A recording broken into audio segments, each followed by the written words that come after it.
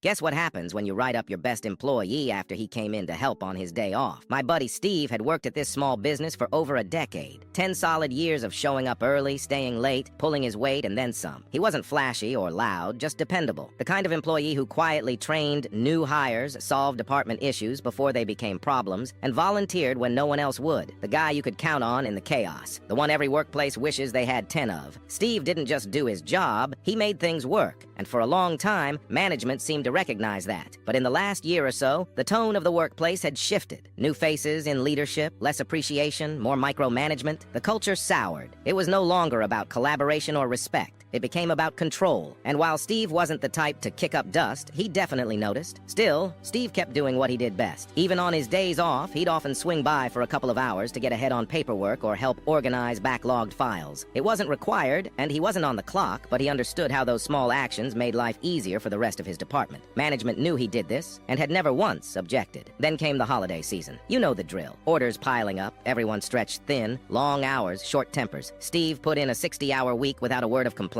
He had 2 days off coming. He could have spent them on the couch, but instead, he drove back in on day 2 to help clean up the mess everyone else was too buried to handle. It was mid-afternoon, and Steve was wrapping up when his manager stormed over and barked at him to stop screwing around and get back on the floor. Steve calmly reminded him he wasn't on the clock, just lending a hand, and that he'd be out of there in 5 minutes. But the manager wasn't hearing it. "Get your ass back out there," he snapped. Steve didn't flinch. "Not happening. I'm going home." The next morning, Steve was called into the office, scolded like a teenager, and handed a write-up for insubordination. Management expected him to take it. Maybe they thought he needed the job too much. Maybe they just forgot who they were dealing with, because Steve, he was done. He took the write-up without a word, signed it, and handed the paper back along with a sealed envelope. "What's this?" his manager asked. Steve smiled. "My 2 weeks' notice." It was like watching a light switch flip. Suddenly, the manager was backpedaling, trying to soften his tone. He asked Steve to stick it out through the holidays, said it had all been a misunderstanding. He even dangled a raise. Then the department head came in. More apologies, bigger offers, a fresh title, whatever it would take to keep Steve on the floor. But it was too late. Steve didn't raise his voice. He didn't need to. He just said no. Because here's what they didn't consider. Steve didn't need them. He was financially solid. His wife made great money, and his industry was in high demand. He was also days away from becoming a first-time dad. The timing couldn't have been more perfect.